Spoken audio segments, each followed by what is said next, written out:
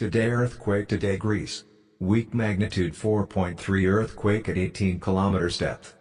Weak magnitude 4.3 earthquake, Aegean Sea, 57 kilometers south of Kos, Dodecanese, South Aegean, Greece, on Wednesday, August 4, 2021 at 2:39 to 1 hour 0 minutes ago. This quake was likely an aftershock of the 5.4 quake Aegean Sea, 60 kilometers south of Kos, Dodecanese, South Aegean, Greece, 1 August 7, 31 a.m., which had occurred 3 days earlier. Date and time, August 4, 2021 2:39 and 48 seconds UTC, 1 hour 0 minutes ago. Magnitude, 4.3. Depth, 17.9 kilometers.